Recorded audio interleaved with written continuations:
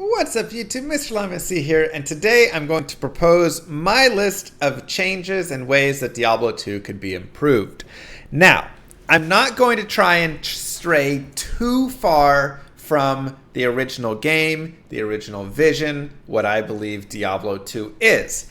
Thus, I'm not going to get into the idea where mods go, where they're like, there's fantastic mods, obviously. PD2 is really fantastic. Or, going and working with Media in Excel, you can get crazy with it. And there's tons of really fun and interesting things. And there's definitely parts of this stuff that they do that I think is really great.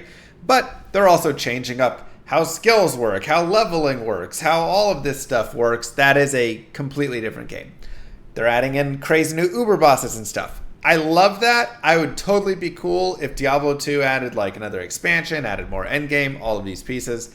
But that's not what this video is about. This video is trying to be more realistic and more making changes that, again, I still believe are in line with the current vision of what Diablo 2 is, but just better. So let's take a look at the list. Starting off, we have crafting. I think crafting is a place, and itemization has a decent amount. We'll talk through itemization here overall, but I think we'll start with crafting on it. Having better base crafting overall, I think would be solid. Project Diablo 2 does this in some small ways here, right? It allows you to craft cast speed or cast rate onto gloves. It allows you to cast it onto a helm. It allows you to cast it onto the chest, and allows you to create a weapon. +1 to all skills, 10 to 20 FCR, 20 to mana. These sorts of small crafting ideas I think are really great. Number one, for when you're just playing through the game. Hey, I got a tier rune, a perfect amethyst, and a weapon. I can craft +1 skills, 10 to 20 FCR, and maybe get another really cool roll with what I craft, and it could be really great. So that's a small thing. Having nice ways of just getting, some enhanced damage there early on and such, I think are really nice. So they've done some good changes here. I think it can still overall be even better, be even more improved. But even stuff like there's, if I go to this helmet, you can get like added attack rating right here on a helmet with a perfect sapphire, 100 to 200 attack rating. Stuff like that I think is just really nice. So I think there's a lot of small changes that can be made to make crafting as you play through the game better, but also a little bit towards the end game so you can craft some slightly cooler things in the end game. Now, that being said, I think there is even better stuff you can do with it. First, I'll just say also allowing upgrading of crafted items I think would be really nice. They've got it now with, sets you can upgrade now as well and stuff. Allow us to upgrade crafted items. Small change, but that'd be a good one.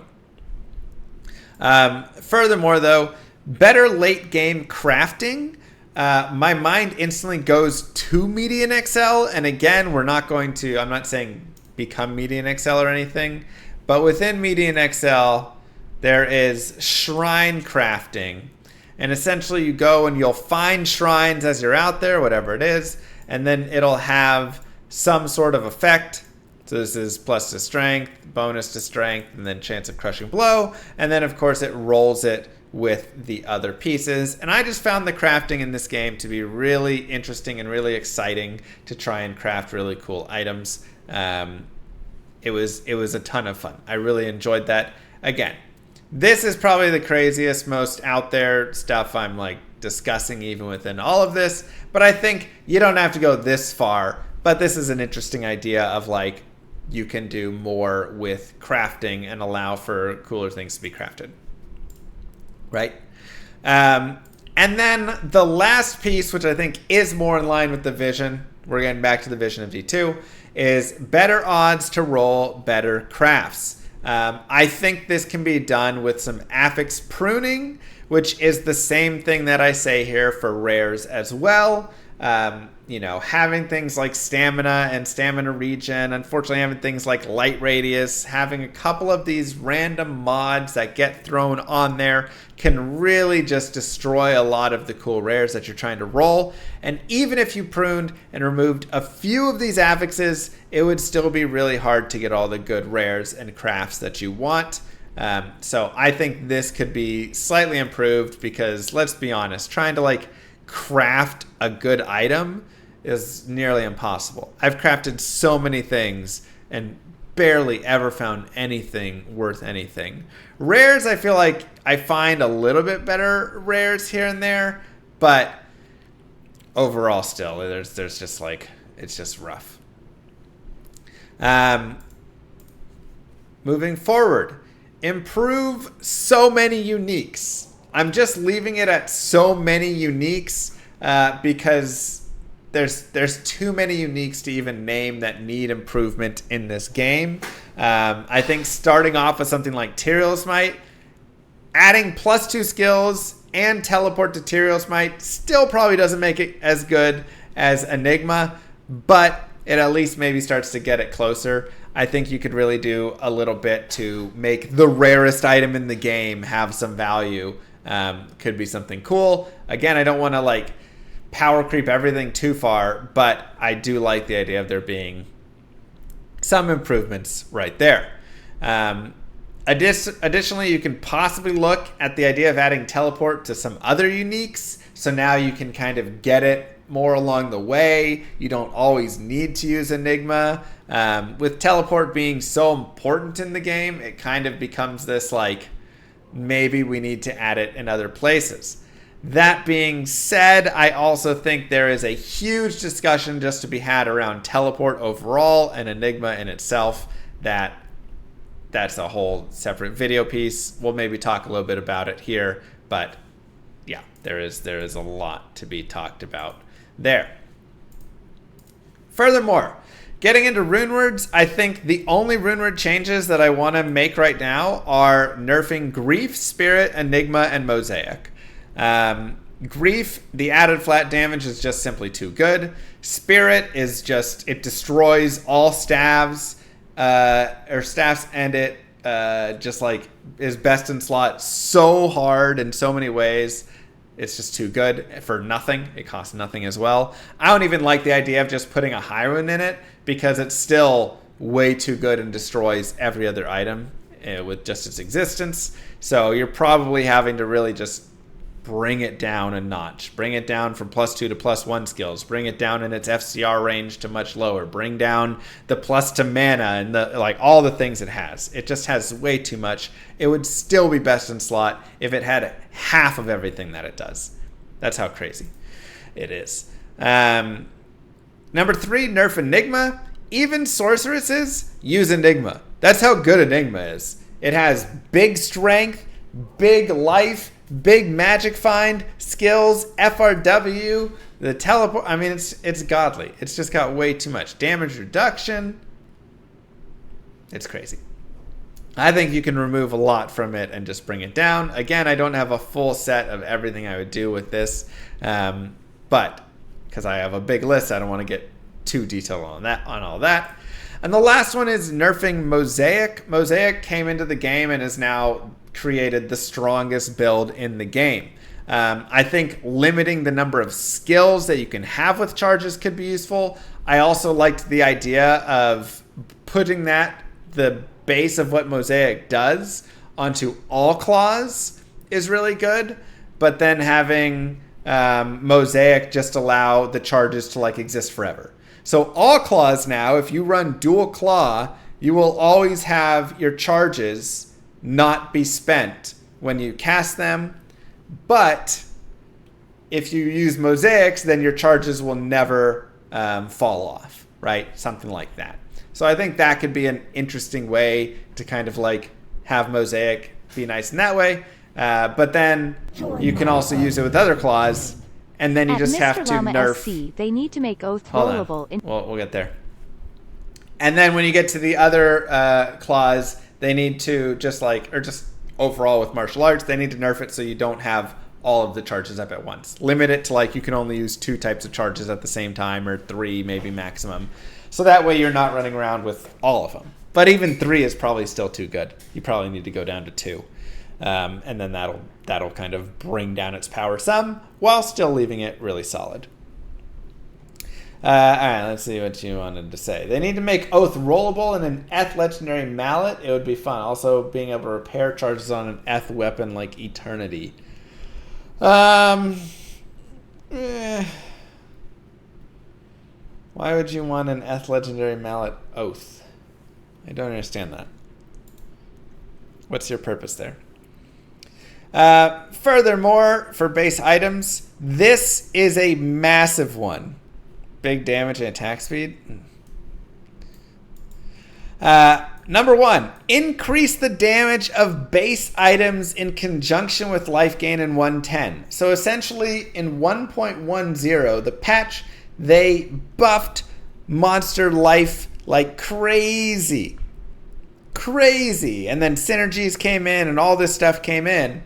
And items just got left by the wayside. They just like literally got no help whatsoever.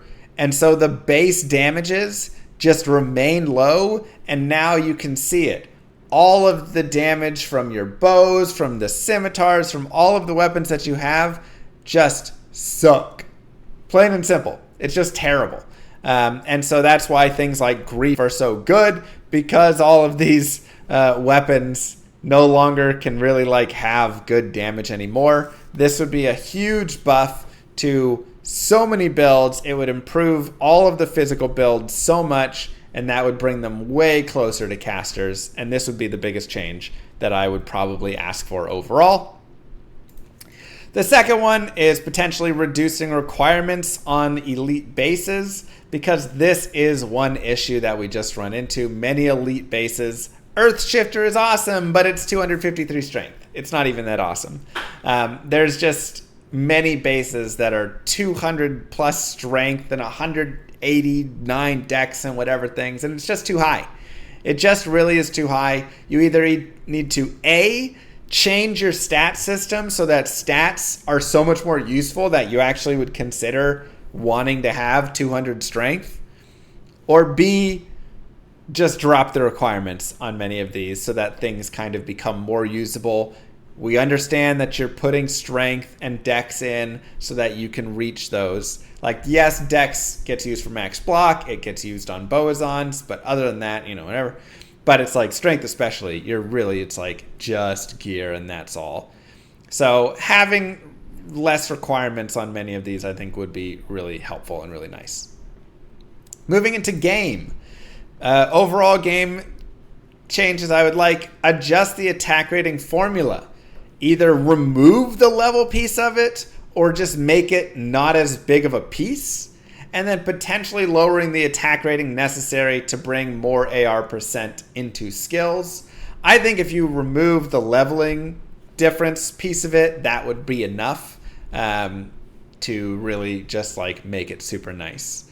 Because right now, half of it is your level versus the monster's level, and the other half is your attack rating versus the monster's defense rating. And combining it, especially when you're just trying to level through and play through the game, it's just brutal. So removing that level piece would really help, because if you ever play through the game, you'll find that if you keep up your level with the areas that you're fighting, it's actually not terrible. Like, you can actually hit a decent amount of the time. But when you get underleveled, you're really just it just puts you in so much trouble.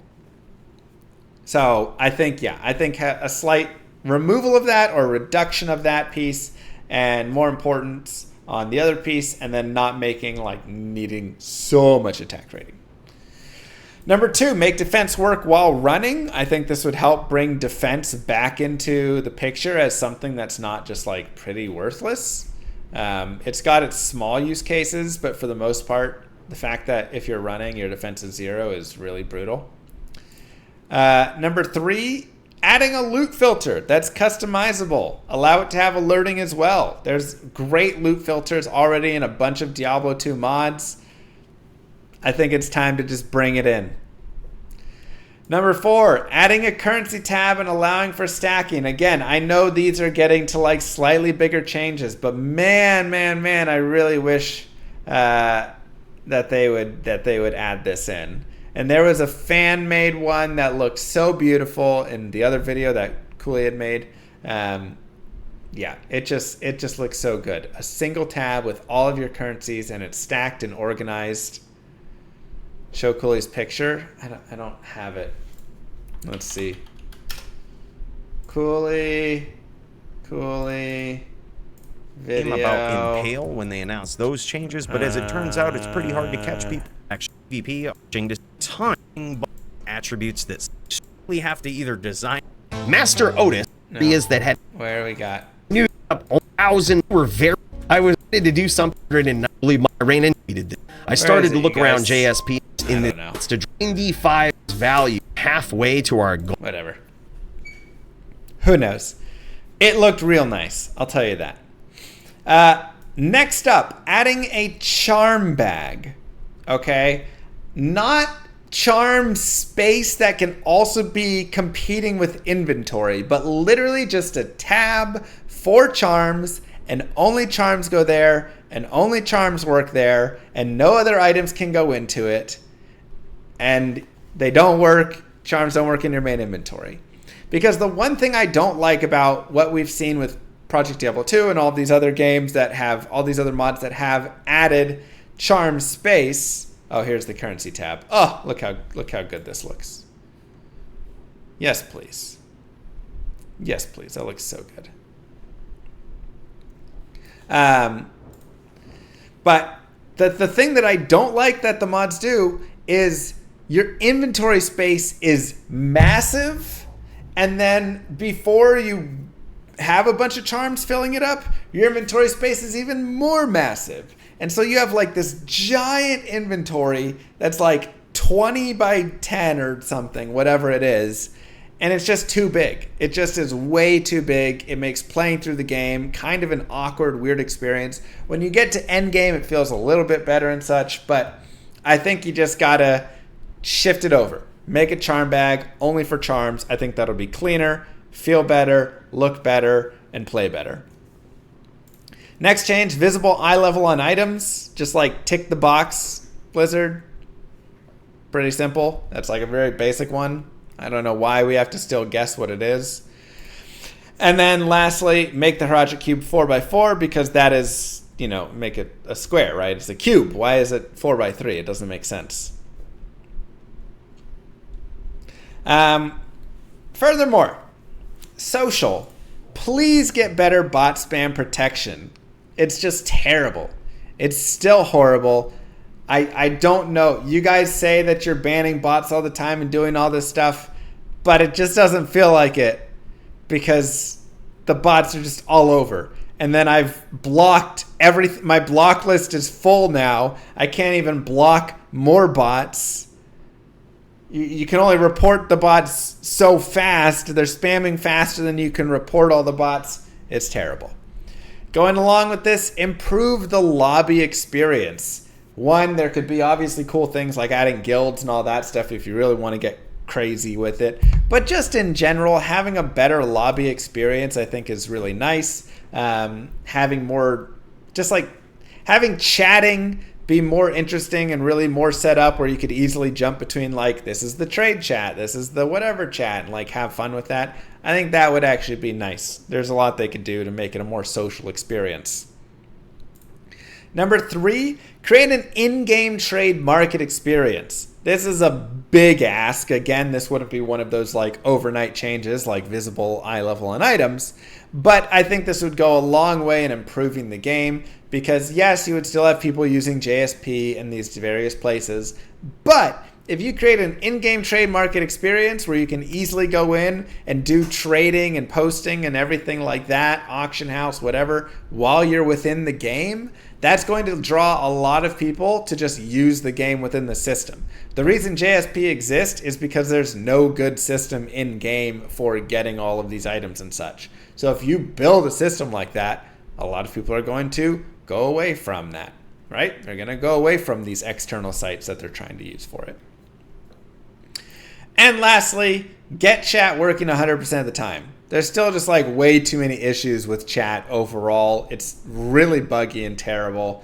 I don't know what's going on. I mean, this just seems like fix the bugs in the game. Battle.net gameplay. If you fix bots / remove much of botting, then you can do this next one. But first, fix the bots and remove much of botting. Again, you just have to go after bots more. I don't think they like to, because bots probably make them profit because they keep buying keys every time they do a ban wave after X amount of time, and they don't want to ban them too fast, so they'll stop buying keys, whatever it is. But man, it would be really great if there was more bot removal and they just fought more against the bots, right? If you can do that, then I think adding /players to multiplayer could be an interesting addition. I'm not 100% sold on this being something that needs to exist, but I do think if you wanted to make it, you could make it where a player can create a solo game on a /players count, or a solo game that no one else can join, and then they can have control of the players within it, right? So then they can do /players within the game. It's not going to be getting confusing because it's a players 5 game, and then somebody else joins, and now what is it? Is it players 2 or 6 or 5? Whatever. It just becomes solo that way. I think in this regard as well, creating a SSF ladder would also be really fun. But if there's an SSF ladder, but it's only players 1, oh my god, the grind to 99 would be horrible. So I think you really need to have /players there. Maybe /players only exist on the SSF ladder. Maybe that's where it is, right? That could potentially be it. I think that would be really fun, though. I think you would find a lot of people would really enjoy an SSF ladder overall. I know it splits the community a little bit more into, more leagues, things they can do, but I think so many people would love this, because there's a lot of people who just play single player because there isn't SSF on ladder right now, and that would be a great place. You'd have the leaderboards, people competing. It'd be really fun. And lastly, add more character slots. I know you gave us like 5 or 10 more the last time or whatever, but I mean, we're going back LOD. I could have as many characters as I wanted. I just make a new account. It cost me nothing. It was easy, and I just give more characters. Oh, they gave us 4? Okay. Just give us more character slots, man. Simple.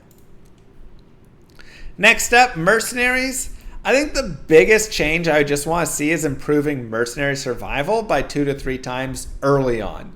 Then it can kind of taper off as you get later, because late game mercenaries are pretty survivable. I think you can make some of the non-Act 2 ones a little bit more survivable, but they're like not terrible there. But early to mid game, they really kind of suck. Like, let's be honest, you have to do so much to try and keep them alive, and even then, they still keep dying all the time. And it's like, unless they're running with like really nice gear or whatever that you can make along the way, they still are just getting popped. It's annoying. I think you can increase their survivability, like I say, 2 to 3 times, and they would still be really fun and great. And then moving into PvP, I think reverting the faster hit recovery changes, and then nerfing Mind Blast. Mind Blast is too good without these FHR changes. The FHR changes were in there to make Mind Blast less of that like stun lock, everything there. But it just kind of created a bunch of other issues, and it still didn't even really fix it. Assassins are still too good. So I think you just still have something for if you're being stunned by Mind Blast, then it's like still you have the faster hit recovery as it is now, like changes in there just for that skill specifically, but then revert it for everything else. So that goes through the basic changes. Let's get into class specific changes. And this is for kind of changing skills, some tweaks I would look at for skills. Paladin, I still like the idea of removing concentration as a buff to hammers and then improving your hammer damage slightly. Overall, it will nerf Hammerdens down some, but it will also improve them because they won't need to run concentration. They can run other auras instead. So yes, you're getting less damage, but you're getting more versatility overall. A lot of what you're going to see in this list comes from the idea that I don't love builds being able to dominate players 8. I think it's too good. Players 8 to me is something that you should really kind of reserve for like multiple players in the game in a way, or if you're going to go there, it should really be kind of a struggle through it. I think there's changes you can make in some ways, but I think this would be one I would make. I also like the idea of nerfs existing in small ways. Number 2, Druid. I would nerf Poison Vine early on and nerf Fissure. Again, you can literally just be level 1 of Fissure or level 1 of Poison Vine and running around on players 8, and it just murders everything. Like, they're so good. This is early, right? This is all through normal. You can just like destroy everything with all of that. These would be my initial changes that I would make there. I think giving a cleave effect to Maul would actually be really interesting. I don't like adding cleave to every melee weapon, every melee skill, but I do like having it in situational spots, and I think Maul is a thematic spot where it does make sense. I also think we need to allow teleport in shape-shifting form because every other character can teleport except for this character in this form, and that is honestly what keeps it from existing really at a higher level. It just, yeah, you can Uber with it, you can do like small things here and there, but it just really gets wrecked because you don't have teleport there. And then I would improve the other vines. I don't know exactly what the changes would be to that. Maybe one has a little corpse explosion. That could be kind of cool on it. Maybe just buffing how much they, bring back to you or to your other summons or give in those ways, whatever. But getting the other vines they're completely worthless, right? Barbarian, I think we got to remove the Find Potion synergy on Find Item. Thank you, Lo. It's just too good. It was already the best skill in the game for magic finding, the best character in the game for magic finding. All that happened here was it got even better. Yeah, maybe one of your vines can have Find Item. You have a Find Item vine, and it goes and pops bodies and finds items. That'd be kind of cool, right? Like, I like that idea more. Push this over to here instead. But yeah, Find Potion synergy, I think just... yeah. And then adjust Whirlwind late game. Fix two-handed frames. It's just gotten worse since the change. I actually really like what they did with Whirlwind for the early and mid game, but hurting it in the late game was not great. So I think they need to go back and look at how they adjusted Whirlwind again. Additionally, I think two-handers, this is something I just remembered. Up in base items, I think two-handers need more viability. There could be, like innate crushing blow existing on certain two-handers or things like that, just so that there can be reason to carry and use two-handers along the way. I think that would be nice. Necromancer, shotgunning teeth but diminishing returns. Somebody in chat added the diminishing returns piece, and I thought that's the piece that it really needs. Shotgunning teeth, it really feels like if there's 3 or 4 teeth going into a single monster, that all of those teeth should hit. It's just weird when only one tooth hits and all the other go by it. But I think if all 4 teeth hit at full damage, it would potentially be too good. So maybe just having diminishing returns on it, where the first tooth hits at full damage, the second tooth hits at 66% damage, the third tooth at 50% damage, whatever, could be a nice way to improve that. I also really love the idea of an elemental summoner build. This is something I've talked about before, where you're creating 2 different types of summoners. You have the physical summoning build, which is the one people use now, with your skeleton and your golem and your revives kind of that way. And then the elemental summoner build would be where you're running with fire golem and skeleton mages and lower resist rather than running like amp damage and whatnot. And so you would need to really improve the skeleton mages, give them higher level attacks. They're shooting out fireballs, they're shooting out lightning, they're shooting out glacial spikes or frozen orbs or whatever. You can maybe have a couple less if you want because they're shooting out really good spells. You're synergizing potentially with lower resist as well.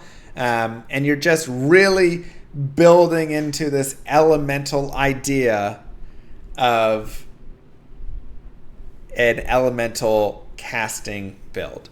I think it would be a really interesting way that you could have two different types of summon builds and give Skelly mages some reason to exist without them just existing purely behind a physical summon army completely. Moving on to the assassin, remove the cast time on Blade Fury and allow for Pierce on Blade Fury. I think both of this would really improve it.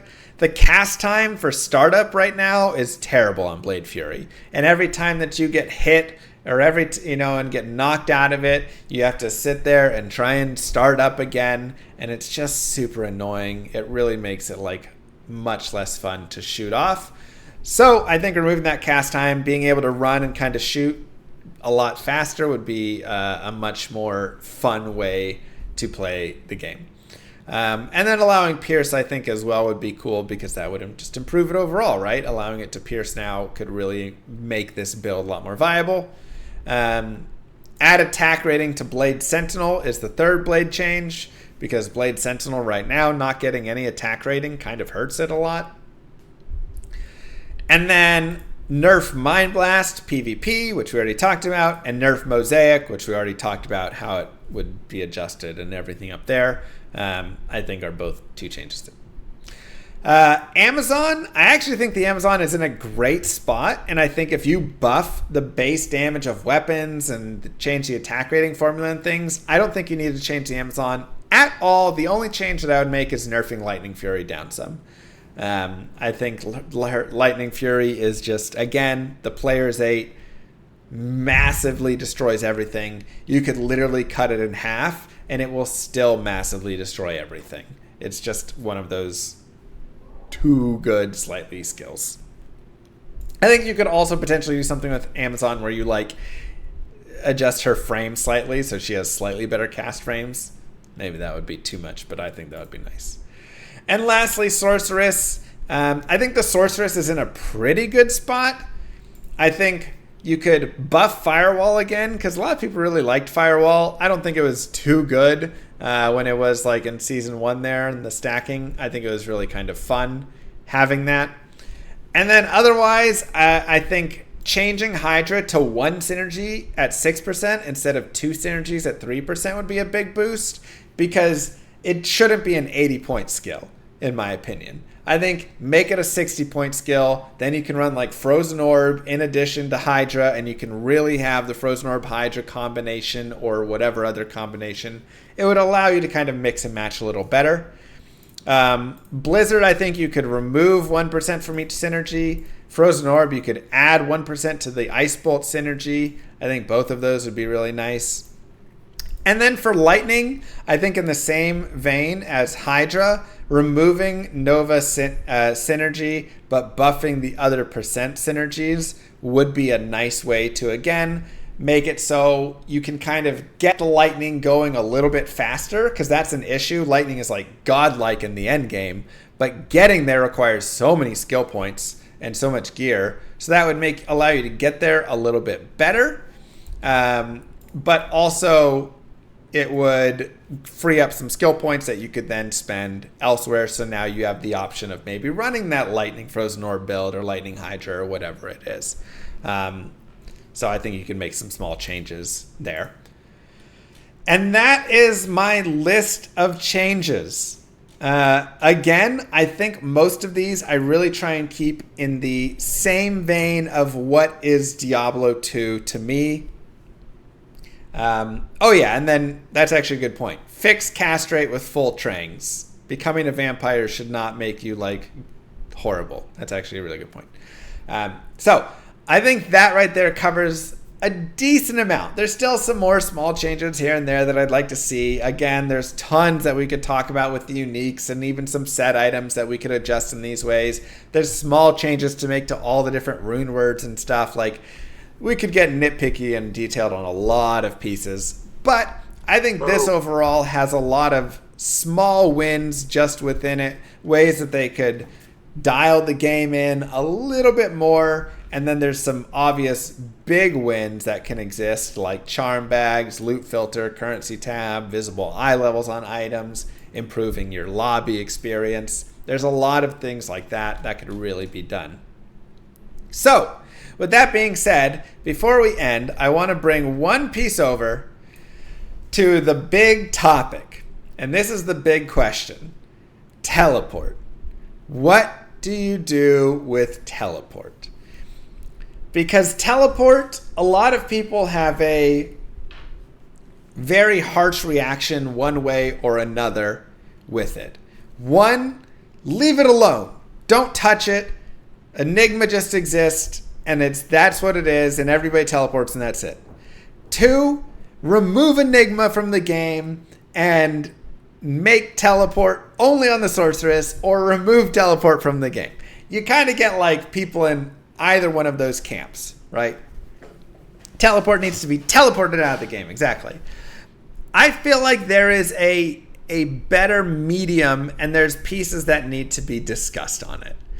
So, first off, teleport is pretty vital within the game.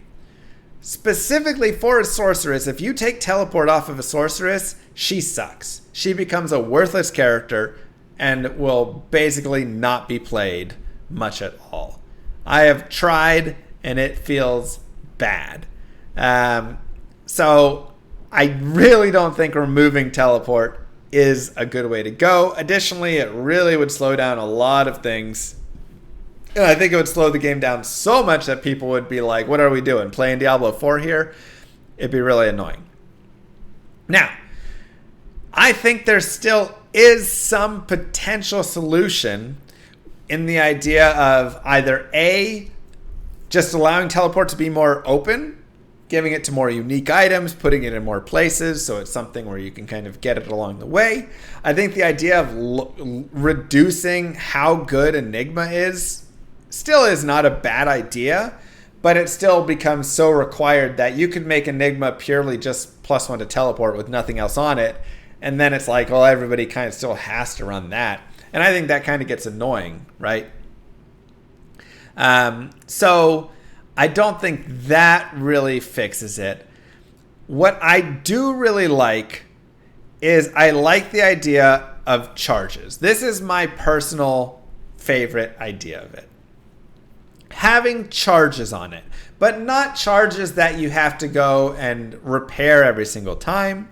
I think charges of essentially a cooldown, and I hate cooldowns, but auto-replenishing charges of teleport I think would be really nice. Maybe it's not like 2 or whatever. Maybe it's like 5, 6.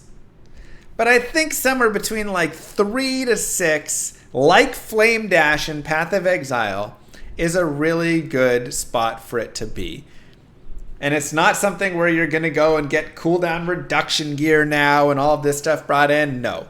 But the idea is just you have these charges and it allows you to teleport rapidly in instances where you need to, but not teleport forever.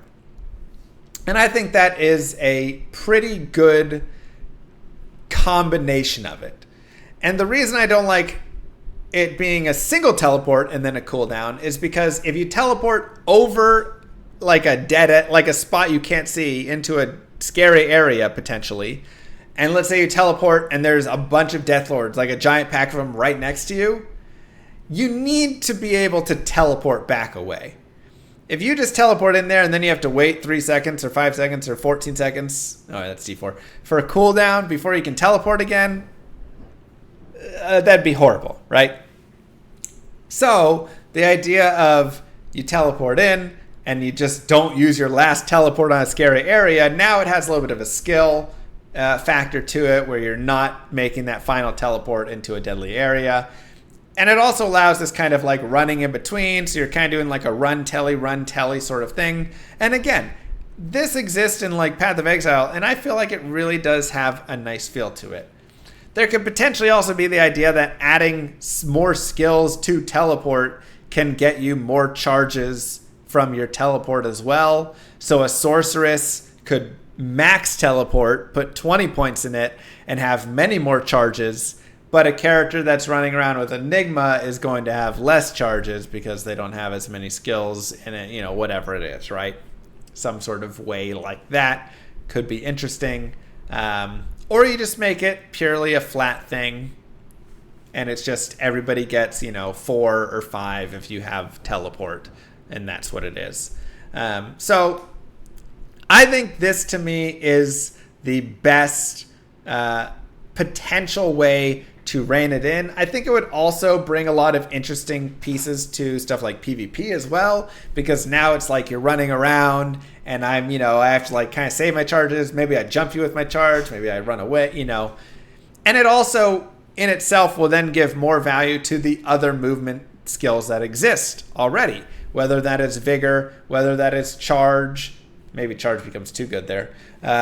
Whether that is burst of speed, whatever it is, there's now like, oh, okay, being able to move around in other ways has more value because I can't just constantly teleport all the time. I'll be running in and out. So I think there is some potential, but I think overall it's a big discussion. I'd be curious to hear what you guys think. I know there's a lot of very opinionated people on this, and for good reason, because it is such a big question. Because it is the idea, if you take it away, well, now sorceresses are just too good. And, if you really go back to before Enigma days, 90% of characters were sorceresses, I feel like. It's just like, because Tele was everything. So now Enigma did open up a lot, and it did improve PvP a lot, but doesn't do too much. I don't know. I think it's got some questions. Anyways, those are some of my thoughts. I hope that I get to hear what you guys think of those. I'd love to hear other suggestions. Make sure to thumbs up the ones in the comments as well below that you like, so they get pushed to the top.